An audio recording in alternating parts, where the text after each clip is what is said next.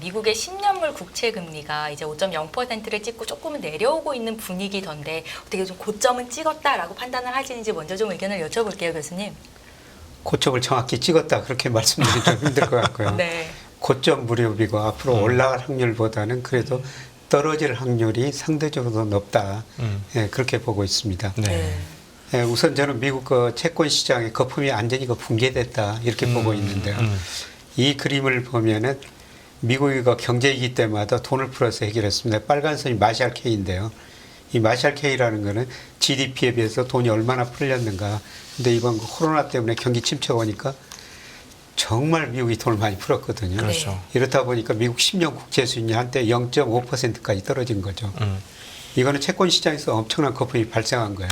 근데 이렇게 돈을 풀다 보니까 경기는 회복되지만 물가가 오르니까 지금 금리 올리고 양적 긴축을 하면서 마샬 K가 급격하게 줄어들고 있지 않습니까? 네. 예, 그래서 최근에 10년 국채 수익률이 5%까지 올랐는데요.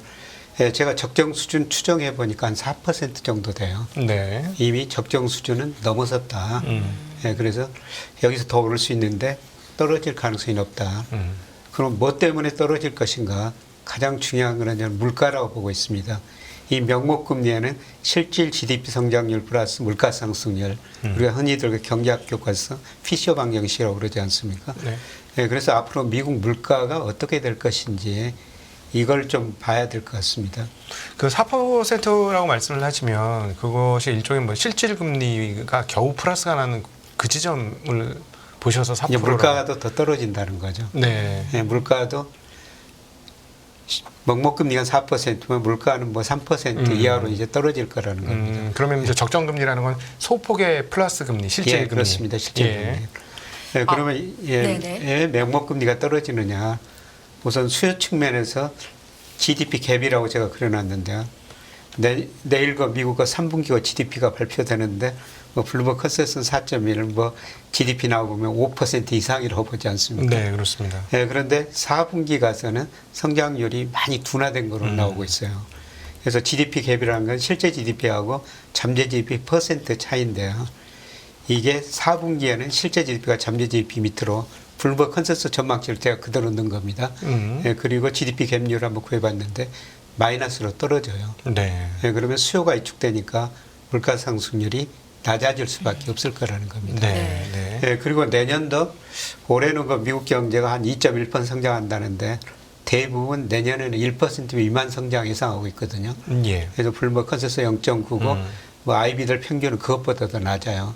그러면 실제 GDP가 잠재 GDP 밑으로 GDP 갭률이 마이너스 쪽으로 더 갑니다. 수요가 위축되니까 저는 물가 상승률이 떨어질 것이다. 예, 그리고 중요한 거는 미국의 그 통화 정책이에요. 흔히들 그 샤워실의 바보라고 통화 정책 그런 이야기가 나오는데요. 우리가 샤워실에서 저 샤워를 할 때 수도꼭지를 한쪽으로 틀어가지고 굉장히 따뜻한 물이 나오면은 반대쪽으로 틀면은 또 굉장히 차가운 물이 나올 수가 있잖아요. 네. 네. 근데 미국 통화 정책 보니까 그야말로 제가 보니까 샤워실의 바보예요. 지나치게 많이 공급했다가 지나치게 전기 공급하는 이런 걸 반복하거든요. 네. 그래서 제가 여기 그 빨간 점선이 미국의 적정 통화 증가율입니다. 네. 이론적인 거 피셔 방정식에 의해서 화폐 수령식에 의해 가지고요. 예, 그런데 2020년 코로나 때문에요. 적정 통화보다 한 25%포인트 이상 공급해 버렸거든요. 예. 이렇게 공급하니까 물가가 한 7분기 정도 시차를 뒀는데요. 오를 수밖에 없죠. 근데 이렇게 물가가 오르니까요. 급격하게 긴축을 하거든요. 네. 그래서 올 1분기와 2분기 보면은 적정 통화 공급보다 한 10%포인트 마이너스 공급을 해가고 있어요. 네. 적정 수준보다 이렇게 덜 공급하고 있다는 거죠. 그래서 굉장히 뜨거운 물을 붓다가 갑자기 차가운 물을 부어버리고 있다는 겁니다. 그래서 이게 시차를 두고 앞으로 그 물가 상승률을 낮출 것이다. 네. 예. 여기서 하나 궁금한 거 예. 한번 여쭤봐도 될까요?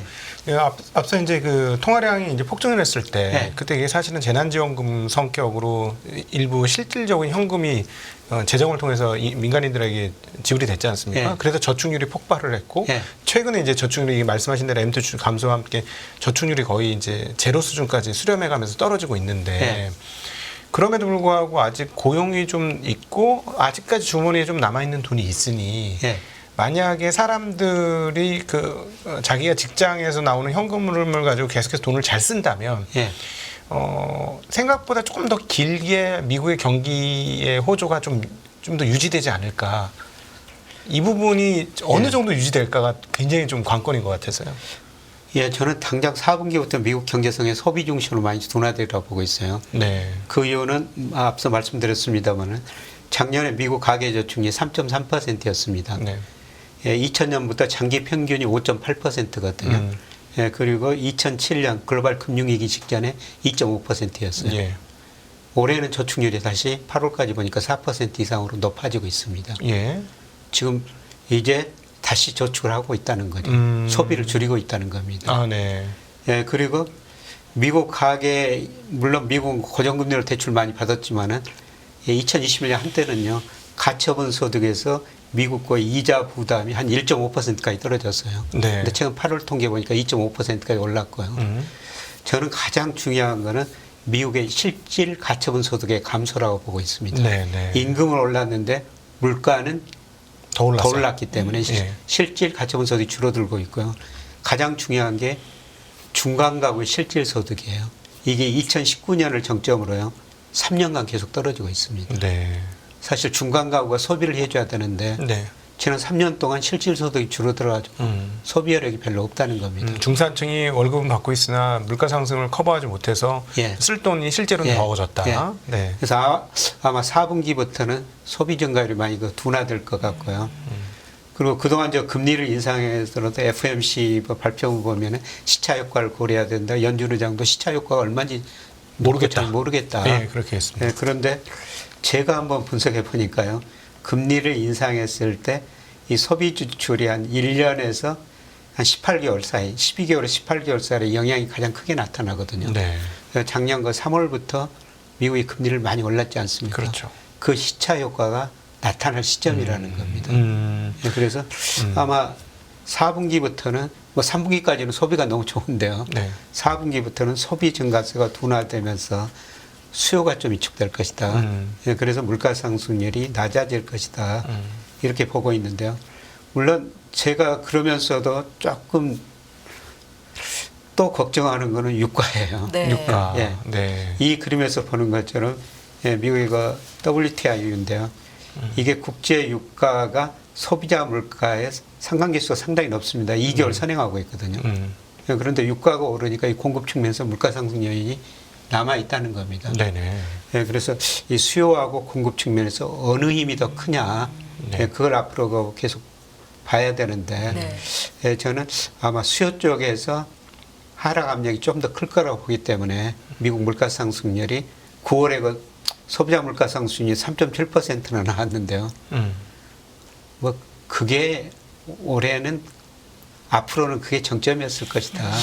예, 그렇게 보고 있습니다. 지금 말씀하신 대로 따졌을 때 수요가 감소한다는 건 미국 측의 수요 감소를 아마 4분기에 소비가 떨어지면서 예. 말씀을 하시는 것 같은데 사실은 원유 소비에 있어서 가장 중요한 나라는 미국도 있습니다만 예. 실질적으로는 중국이 제 예. 1번치지 않습니까? 예. 근데 어제 아주 재미난 뉴스 오늘 걸쳐서 나왔던 게 그 시진핑 중국 주석이 인민은행에 방문을 했습니다. 예. 이거는 그동안에 이제 동아시아 3국의 어떤 국가주의 경제의 토대를 봤을 때 예. 그동안 막아놨던 대수망관, 즉 돈을 풀라고 강제하는 거나 마찬가지라는 느낌이 저는 들었거든요. 예. 그러면 지금보다 굉장히 빠른 속도로 중국이 돈을 푼다면 예. 중국의 소비나 이런 부분이 올라오면서 이 유가를 좀 자극할 수 있는 요인하고 어떻게 서로 간에 이게 상쇄가 되면서 미국 수요 감소가 중국 수요 증가로 예. 커버가 되지 않을까 하는 생각도 드는데요. 예, 저도 뭐 중국은 소비 중심으로 앞으로 성장하리라고 보고 있습니다. 네.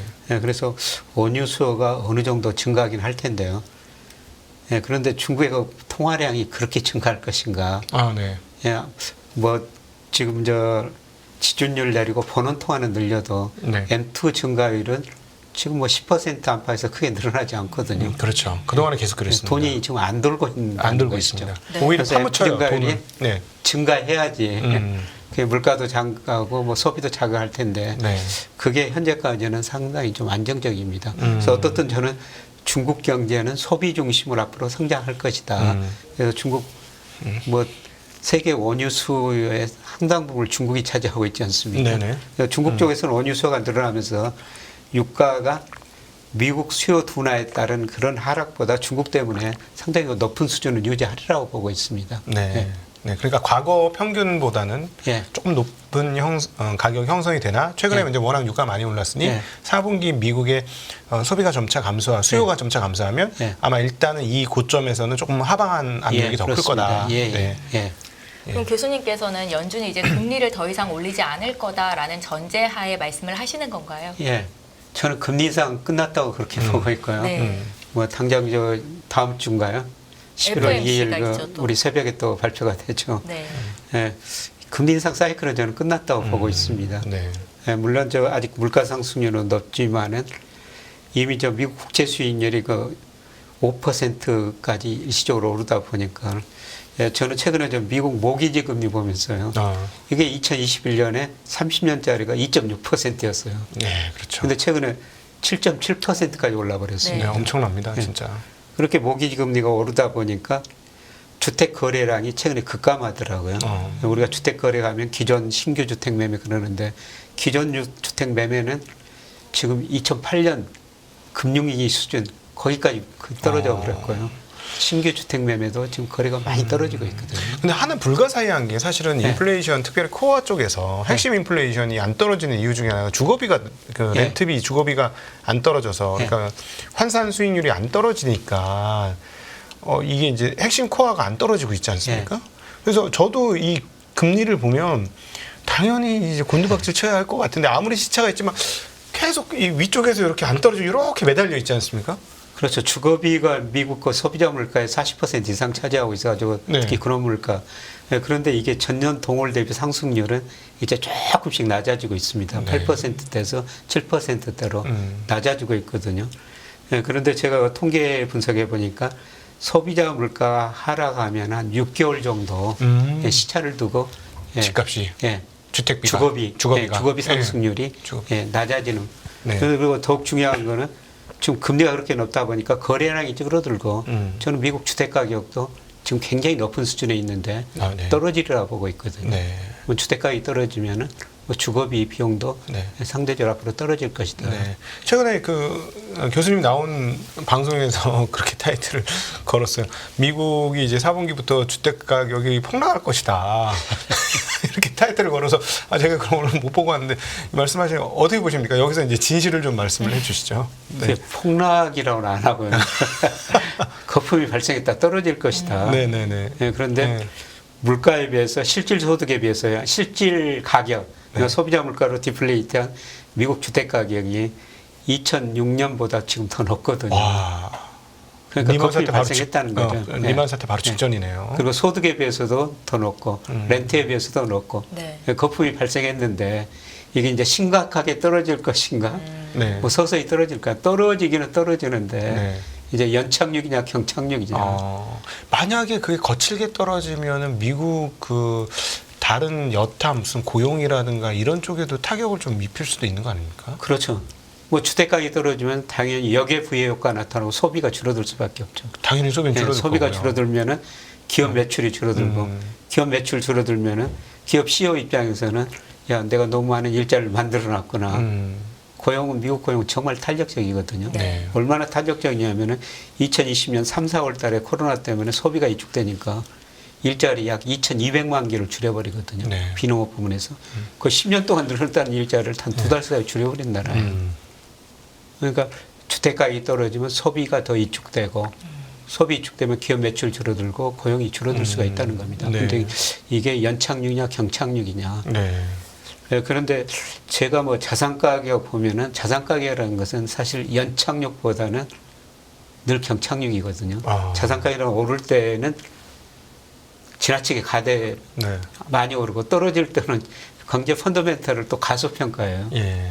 요새 우리 주가는 저는 저 가소평가 영향이 들어섰다고 보고 있습니다. 네네. 이게 자산 가격이라는 거는 저는 연착륙은 거의 없다. 네. 예, 그래서 제가 떨어진다고 했는데 또 그 유튜브에서 폭락이라는 제목을 달아놓은 것 같은데.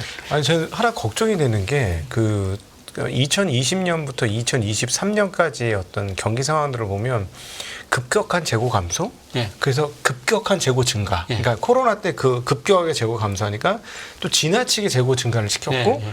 그 다음에 그거로 인해 소비가 금리가 높아지면서 예. 뭐가 소비가 좀 경색이 되자 순식간에 또 재고를 줄였거든요. 예. 저는 이게 고용 쪽에서 이런 비슷한 일이 벌어질 수 있지 않을까 예.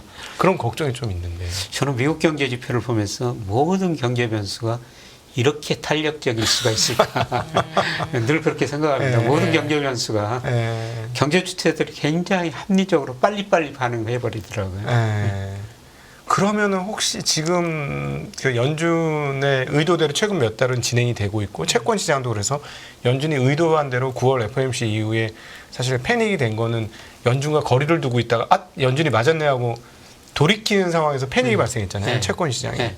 근데 이렇게 가다가 연준이 계속 맞는 것처럼 하다가 고용이 좋았기 때문에 연준이 저렇게 높은 금리와 제약적 상황을 유지했는데 지금도 여전히 고용이 너무 강하다라는 얘기를 계속하고 있는데 갑자기 말씀하신 대로 그렇게 탄력적으로 서비스업 줄이는 거에 사실 알바 내일부터 나오지 마세요. 그렇죠. 이렇게 할 수 있는 거잖아요. 예, 예. 그렇게 돼서 갑자기 고용이 팍 줄면 이건 어떻게 해야 되지? 이런 생각이 막. 저 사실 그런 상황을 가정하고 네. 저 미국 경제에 대해서 미국 주식에서는 조금 조심스럽게 접근하자 네. 이런 말씀을 최근에 계속 드리고 있는 겁니다. 예. 그래서 지난 9월 달에 미국 그 비농업 부분에서 고용이 33만 7천 개나 증가했지 네. 않습니까? 네. 그때 컨센서스가 17만 개였어요. 그러니까요. 네. 근데 저는 이제 10월 고용 통계가 11월 이제 첫째 주 또 금요일 날 발표되는데 그 통계가 굉장히 중요하다고 생각하고 있습니다. 네. 예. 미국 부동산 얘기를 하셨으니까 잠깐 오늘 그 준비하신 거하고 약간 옆 사이드 예, 질문 하나 예. 드려도 될까요? 예, 아무튼 국내 부동산이 사실은 얘기하는 사람들이 하는 말로는 세상에서 가장 위험하다. 중국보다 훨씬 더 위험하다. 이런 얘기를 많이 하는데 한번 해안을 좀 말씀을 해주시면 좋을 것 같습니다. 제가 앞서 촬영된 여러 가지 영상을 봤을 때 김혁 교수님은 부동산 시장에 거품이 끼어 있다라는 말씀을 늘 하시던데요. 지금 많이 떨어졌기는 떨어졌는데요. 네. 네. 아직도 적정 수준보다는 높습니다. 예를 들어서 그 한국은행 금융안정 보고서를 보면은 네. PIR이라고 예. 소득에 비해서 집값이 얼마나 얼마냐? 높은가. 네. 그 2012년부터 분기별로 쭉 해놨더라고요. 네. 근데 2012년부터 평균이 11배 정도 됩니다. 예. 소득에 비해서 집값이 11배 높다는 네. 거죠. 예, 그런데 뭐 아직 2분기 통계는 거의 다 안 넣어놨더라고. 1분기 통계 보니까 9배예요. 9배 아니, 장기 평균이 9배인데. 네네. 네, 제가 말씀 잘못드렸는데 장기 평균이 2012년부터 9배인데 지금 11배라는 거예요. 11배. 그럼 거의 20% 정도 가대평가됐다는 거죠. 네. 예, 그리고 그 자료를 보면은 그 월세 지수, 뭐 월세에 비해서 집값이 얼마나 높은가, 그건 PRR이라고 그러거든요. 네, 네, 일종의 수익률이죠. 부동산 수익률. 그거로 평가해봐도 한 24% 정도 가대평가됐어요. 예, 서울을 경우입니다. 예. 근데 가격도 가격인데 제가 걱정하고 있는 건 부채 비율이 그때 아까 자산 가격이 연착륙 한적보다는 경착륙 한적이 많다 이 네, 말씀을 네, 하셔서 네. 딱 이창용 총재가 한 달 이번 전에 있었던 금융통화위원회 기자회견에서 마지막 질문에 대한 답변이 혹시나 이거 자산 가격 구조조정에 있어서 스무스하게 연착륙된 적 있습니까?라고 물어보니까 그런 적 없다고 대답했거든요. 그래서 그때 저도 들었는데 예. 뭐 젊은 분들한테 금리 많이 떨어진다고 돈 빌려서 집 사지 마라. 네. 이런 경고의 말씀을 아주 강력하게 하시더라고요. 네. 그렇죠. 저희가 듣기엔 정말 강력하게 한 거죠. 예, 그 정도. 예, 그 정도 하면 강력하게 한대요. 예, 사실 저 집값이라는 게 굉장히 좀 민감한 문제입니다. 네, 맞아요. 그래서 저희 그 제자들도 이제 직장 들어가지고 결혼하고 또 결혼하면서 집 언제 사야 되냐고 저한테 물어보거든요. 네. 근데 뭐라고 대답할지 정말 난감합니다. 네, 그래서 저는 이렇게 대답해요. 집이라는 건 사는 곳이다. 네. 네. 이제 여유 능력이 있으면 사도 되는데 언제라도. 네, 그런데 지금은 좀 가대평가된 것 같다. 아직도. 네, 좀 더 여유 있게 한번 기다려보자. 네. 그런 조언을 드리는데 네, 제가 어떤 방송에서 그런 이야기를 했던 어떤 진행자가 그게 틀려버리면은 스승의 날 제자들이 카네이션도 스승의 날 안 가져올 거다. 그만큼 민감한 문제죠, 사실. 아니, 저는 이제 가격을 여쭙기보다는 우리 이창용 총재가 들었던 질문을 우리 교수님한테 한번 드리고 싶어요. 현재 한국의 가계부채 비율이 스무스하게 잘 정리가 될 수 있는 상황이냐. 사실은 이게 부동산하고 가장 연계성이 높으니까 연계된 질문이기도 한데요. 예, 가계부채가 작년 말에 그 GDP 대 105%였죠. 근데 네. 2분기 보니까 102%로 좀 낮아졌습니다. 네. 네. 예, 그런데 최근에 또 3분기 또 다시 올랐죠. 대출 올라오니까 아마 3분기 데이터 보면 네. 올랐을 것 같은데요. 가계부채가 좀 연착륙해야 되는데 너무 높은 거는 사실입니다. 네. 예, 그런데 제가 가계부채 높다. 이거는 전적으로 동의하는데요. 네. 그럼에도 불구하고 하나 긍정적으로 보고 싶은 거는 가계 금융부채도 많은데 금융자산이 조금 더 빠른 속도로 늘어나고 있다는 겁니다. 네. 이거는 좀 긍정적인 다양한 측면이에요. 점이네요. 네. 그러니까 우리가 부채만 따지는데 예를 들어서 금융 연간 비율이라고 그러는데 네. GDP에 비해서 금융자산이 얼마나 늘어나냐. 우리 저 가계가 가지고 있는 금융자산이 5,030조 정도 되거든요. 네. 네. 그러니까 부채에 비해서 한 2.2배 정도 돼요. 근데 우리가 제일 2002년, 2001년, 2002년 그때 가계부채가 굉장히 늘어났는데요. 그때보다는 가계 금융자산이 부채보다 지금이 좀 높습니다. 네. 그런 거는 좀 긍정적인 측면인데요. 네. 네. 네. 네, 가계부채가 높은 거는 사실이고요. 이것 때문에 우리가 그 소비 중심으로 낮은 성장을 할 수밖에 없는 것이죠. 그 말씀하시는 금융자산이 많다는 걸 보면 금융자산 있는 사람들은 뻔하니까 계층별로 차이가 엄청나겠네요. 그렇죠. 이게 계층별로 엄청 차이가 있어요. 네. 네, 그래서 작년에 보니까요. 우리 가계의 개인 자금 잉여가 180조 정도 돼요. 네. 개인이 금융에서 저축한 돈이 빌려 쓴 돈보다 180조가 많다는 거죠. 네. 근데 그 180조를 누가 가지고 있느냐. 그러니까요. 뭐 저도 그 금융회사 다녔습니다만 뭐 2조, 뭐 7천억, 3천억 이런 분들 뵀거든요. 네. 이런 분들 돈이에요, 사실. 그렇죠. 개인 자산 진짜 극소수. 예, 극소수죠. 네. 근데 이런 분들은 지금 하늘에서 1억 떨어진다고 그래가지고 소비 하나도 안 늘어납니다. 그렇죠. 이미 쓸 만큼 다 쓰고 있어요. 그렇죠. 예, 그런데 뭐 저는 뭐 부자들도 봤지만은 뭐 제가 증권사 옮기면서 제가 좀 연봉 받았다고 언론에서 뭐 가장에서 보도해가지고 참 어려운 뭐 정말 많은 어려운 사람들이 찾아가지고 좀 도와달라.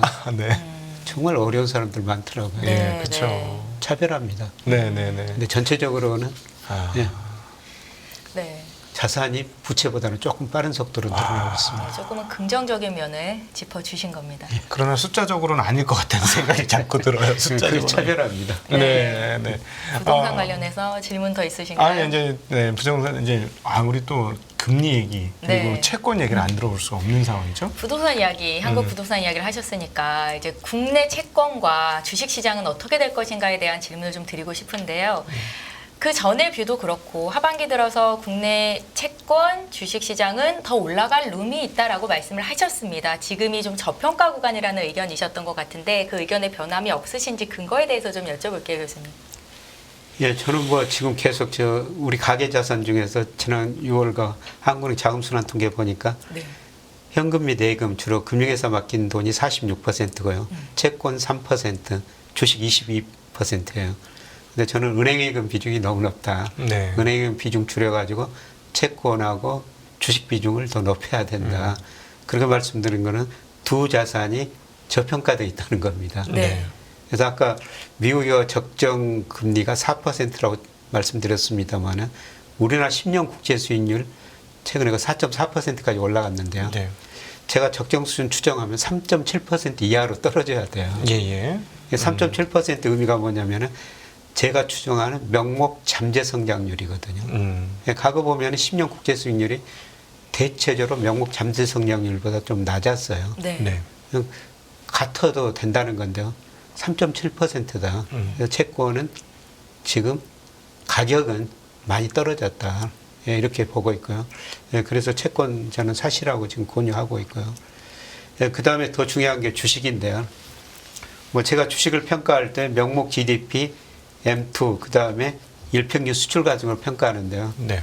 이 그림은 이제 명목 GDP 가지고 추정한 적정 주가예요. 올해 명목 GDP가 2.5% 성장한다고 그러면요. 이거는 명목이니까 전혀 높은 수준 아닙니다. 네. 실제 1.2% 가정을 한 거예요. 그러면 적정 주가가 3천이 좀 넘습니다. 네, 네. 뭐 언제 3천 가느냐. 당장 간다는 거 아니고요. 그만큼 우리 주가가 저평가됐다는 겁니다. 네. 그래서 제가 이게 이해에 있을 때는 2020년, 2021년에는 리스크 관리가 중요합니다. 가대평가됐습니다. 말씀을 드렸고요. 그 다음에 M2 시가총액 고려하더라도 2021년 5월 이때 주가가 3,300이었을 때입니다. 네. 가대평가됐었어요. 예, 예. 예, 그런데 지금 지나치게 저평가됐다가 제자리를 찾아가는 과정에서 조정이고요. 그 다음에 제가 가장 중요하게 보는 게 일평균 수출 금액입니다. 네. 이게 우리 코스피하고 상관계수가 제일 높거든요. 그런데 지난 9월에 일평균 수출 금액이 26억 달러였었어요. 네. 이거로 보면은 지난 9월에 우리 코스피가 저평가됐고요. 그 다음에 10월도 지금 20일까지 보니까 일평균 수출 금액이 작년 거 동기보다도 8.6%가 증가했습니다. 네. 이것 가지고 오늘 주가로 평가해 보니까요. 코스피가 한 13% 정도 저평가됐다는 겁니다. 네네. 그래서 제가 명목 GDP, 유동성, 일평균 수출 금액 이런 것 가지고 2020년, 2021년은 가대평가됐기 때문에 네. 뭐 주식 비중 좀 줄이는 게 리스크 관리하는 게 좋습니다. 그런 논리로 말했는데 지금 다 그 밑으로도 저평가돼 있거든요. 네. 네. 네. 그래서 제가 그런 논리로 말했으니까 지금 주가가 오른다고 말씀드릴 수밖에 없는 것이죠. 네. 네. 논리는 뭐 변한 게 없고 과거와 똑같은데 주식시장이 춤을 춘 거네요. 너무 과하게 올라갔다가 예, 이제는 반대로. 늘 뭐 주가라는 거는 네. 펀더멘을 가대평가에다 가수평가하는 거죠. 네, 그렇죠. 그래서 뭐 어떤 분들은 이제 PBR 장부 가치로 얘기하시는 분도 상당히 많아요. 네. 그래서 최근에 이제 0.86배 이 정도까지 떨어졌으니까 이 정도면 뭐 과거 평균으로 보면은 충분히 매수의 구간이다. 네. 뭐 이렇게 말씀하시는 분도 많더라고요. 예, 저는 뭐 미시적인 것보다는 제가 그 이코노미스트니까 거시경제로 항상 이런 변수 가지고 가대평가됐냐, 가수평가됐느냐. 네. 사실 여기에 따라 가지고 저는 주식 비중 늘렸다 줄였다 하고 있습니다. 네네네. 사실은 네, 일평균 그러니까 수출 금액이 절대적인 이유 중에 하나는 한국에 상장되어 있는 주요 기업이 다 거의 대부분 수출 기업이기 때문에 예, 그렇다고 그렇죠. 봐야 되겠죠. 네, 대기업들이. 예.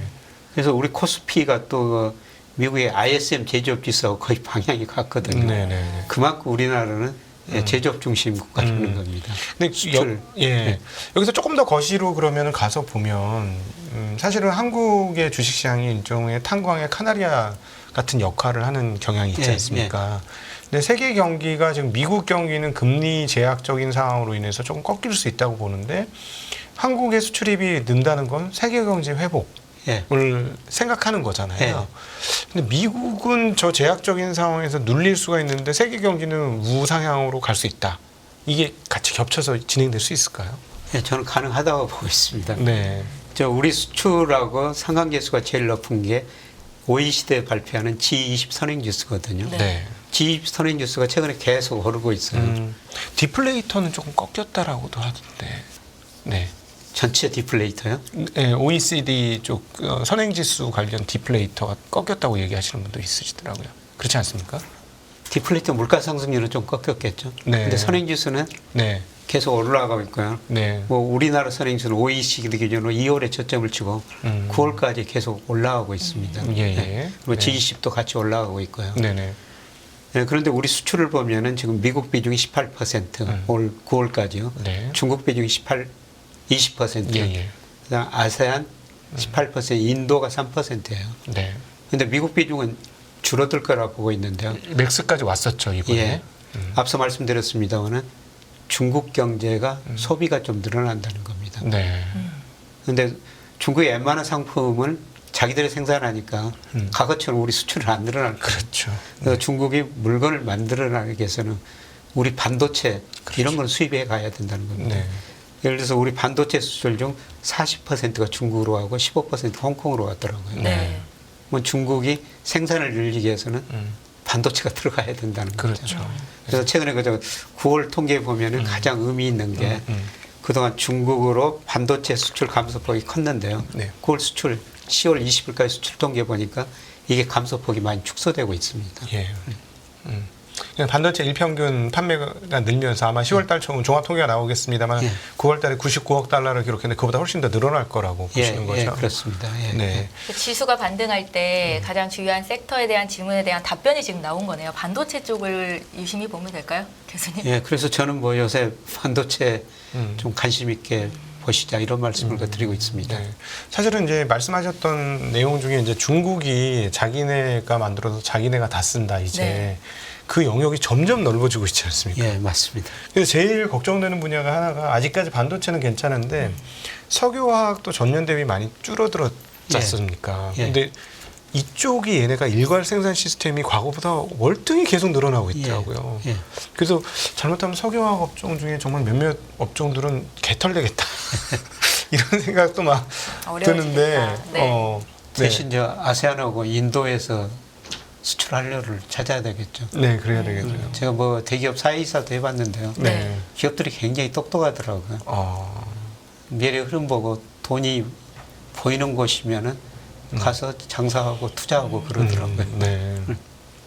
그러면 이코노미스트로서 한국에 대해서 상당히 지금 상황에서 많은 분들이 걱정을 하고 있고 네.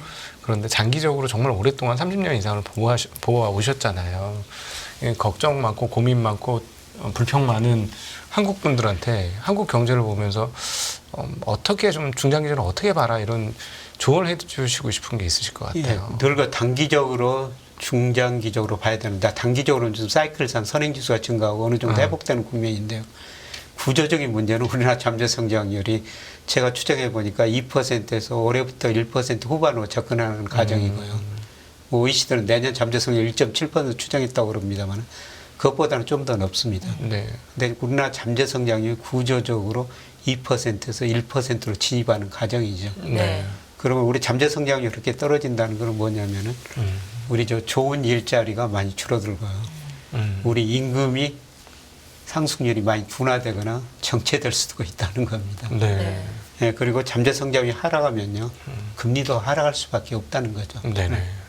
그래서 이런 거 저성장 저는 뭐 다시 그 저금리 시대 도래하리라고 보는데요. 예, 정말 일하면서 글로서 걷는 게 정말 중요하죠. 우리가 주식에서 한 달에 300만 원 벌기 쉽지 않습니다. 근데 어떤 직장에서 일 좀 하면은 300만 원을 벌 수가 있거든요. 네. 이 300만의 의미가 뭐냐면요. 지금 금리가 좀 높아졌습니다만은 불과 얼마 전만 가도 은행 예금금리가 1% 되었어요. 1억을 맡기면 한 달 이자가 30만 원이었다는 거죠. 네네. 근데 300만 원을 벌면은 무슨 의미예요? 30억 금융자산 가지고 있는 거랑 똑같은 시대가 올 거라는 겁니다. 네네. 예. 예, 그래서 일하면서 근로소득 얻는 게 중요하고요. 그 다음에 우리가 금융 공부를 반드시 해야 되죠. 네. 우리가 저 근로소득으로는 살아갈 수가 없습니다. 네. 네네. 예, 그리고 저는 중요한 거는 지금 우리 주가가 아까 저평가된 시기라는 겁니다. 지금 네네. 이럴 때 오히려 우리가 주식 공부 많이 해가지고 예, 금융자산으로 부를 좀 늘려야 된다는 겁니다. 네. 지금은 불을 늘릴 수 있는 좋은 기회다. 교수님, 주식 공부는 어떻게 해야 효율적입니까? 남의 말 듣지 말고 자기가 공부해야 됩니다. 네. 지금 국내 이제 이렇게 성장률이 많이 떨어졌는데 이것을 극복하려면 어떻게 해야 될까요? 근데 어떤 분들은 아까도 잠깐 얘기하셨지만 부동산 가격이 이렇게 계속 고공행진하고 개인 부채가 많아지니 성장률은 더 떨어질 수밖에 없다 하는데 어떻게 하면 좋을까요? 잠재 성장을 올리려면요. 잠재 성장을 결정한 게 노동 자본 생산성이 아닙니까? 네. 노동 좀 수입하면 되죠. 음. 근데 우리 문화 정서장 쉽지는 않을 것 같고 네. 일부 저 네네. 수입하고 있지 않습니까? 예를 들어 네네. 조선업체에서 최근에 이제 우리 정부하고 조선업체 뭐 협의해가지고 베트남 사람들 1,200명 수입하기로 했거든요. 예, 그렇죠. 예, 그런 식으로 가능하고요. 예, 그다음에 생산성을 높여야 돼요. 네. 생산성을 높이는 일은 쉽지 않죠. 사회적 대통합이 필요하는데요. 네. 지금 사회적 가치의 격차가 얼마나 큽니까? 예, 쉽지 않은 문제예요. 네. 근데 가장 중요한 거는 우리가 젊은 분들이 우리 제 아나운서 같은 분들이 창조적 기업 하나 만드는 겁니다. 예를 들어 가지고 저 애플이 시가총액 얼마 전에 3조 달러까지 갔지 않습니까? 네. 우리 GDP가 1조 7천억 달러도 안 돼요. 애플 같은 하나 우리 젊은이들이 만들어내면은 우리 GDP 껑충 튈 수 있고 정말 좋은 일자리 많이 창출해낼 수가 있는 거죠. 네. 그러니까 젊은 분들의 정말 그 창의적인 사고로 창조적인 기업 만들고 예, 정부가 R&D에선 줄이지 말고요. 네. 거기다는 네. 뭐 다른 데다는 좀 줄일 수가 있더라도 이런 데다는 적극적으로 지원을 해야 되죠. 네. 그러면 우리 잠재 성장을 올라갈 수 있습니다. 네. 아, 역시나 자본시장이 굉장히 중요하겠네요. 예. 말씀하시는 걸 보면 사실은 기업이라는 게 잉태가 되려면 주변에서 도와주는 사람, 특별히 자본으로 도와주는 사람이 있어야 예, 되고. 그렇습니다. 그러면은 또 우리 원로로서 한국 자본시장이 어떻게 돼야 좋을까 하는 얘기도 좀 해주시면 좋을 것 같아요. 이거 조금 어려우실 수 있겠습니다. 어려운 건데요. 예, 저는 뭐 금융 민주주의라는 단어를 굉장히 좋아하는데 노버트 실러 에일대 교수가 한 이야기거든요. 예. 네. 금융으로 모든 국민이 부자가 돼야 된다는 거죠. 아마 이 방송도 그런 의미에서 의미가 있지 않나 생각되는데요. 예. 우리가 금융 공부해야 된다는 겁니다. 그런데 우리가 초등학교, 중학교 뭐 금융 공부 안 가르치죠. 그렇죠. 저도 대학 졸업할 때까지요. 네. 주식을 배워본 적이 없어요. 네. 그리고 대학원 졸업하고 증권회사 문턱에 들어가는데 그 이전 사고가 주식은 투기적인 수단이다. 네. 이런 생각이 들면서 제가 입사를 했거든요. 예. 예. 지금 아마 우리 대부분의 사고가 네. 그런 게 아닐까 그렇게 생각하고 있고요. 예, 그래서 저희가 대학원 뭐 제 제자 중에 하나가 한 분이 초등학교 선생인데 그 초등학교 선생하면서 그 반에서 자기가 화폐를 그 반 이름으로 화폐를 발행하더라고요. 네네. 예, 그걸 가지고 초등학생들한테 3학년이라고 그러는데 일단 화폐를 나눠주는 거예요, 돈을. 네. 그래가지고 다우지수에 투자해봐라, S&P 500에 투자해봐라, 코스피에 투자해봐라. 이거 한다는 겁니다. 네. 그래서 제가 물어봤어요. 그 학교 저 교장 선생님이 어떻게 생각하시느냐고. 그랬더니 교사 선생님이 적극 찬성하시더라고요. 네. 그래서 저는 그 교장 선생님 아주 훌륭하신 분이다. 네네. 이런 식으로 우리가 초등학교 때부터 금융을 공부해야 돼요. 네네. 그리고 한번 생각해 보십시오. 우리가 저 98년부터 경상수 흑자가 작년까지 1조 300억 달러 흑자 났거든요. 네. 그 돈 가지고 우리가 뭘 해요? 해외 직접 투자하지만 해외 증권 투자하고 있는 거예요. 주로 국민연금이 해외 증권 투자, 주식 채권 투자하는 그렇죠. 거죠. 네. 금융으로 우리가 국부를 많이 늘려야 됩니다. 네네. 그 경상수 흑자, 우리가 경상수 흑자라는 것은 정말 땀 흘려 일해가지고 수출해서 벌어들인 돈이거든요. 네. 네. 그래서 제가 국민연금 펀드 매니저들한테 최근에도 강의 갔다 왔습니다만은 당신들이 지금 그 투자하고 해외 주식 채권 투자하고 있는 돈의 성격을 한번 생각해 보십시오.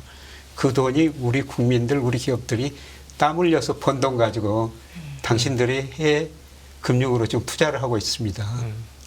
돈 많이 벌어 오셔야 됩니다. 이런 이야기를 갈 때마다 하고 있습니다.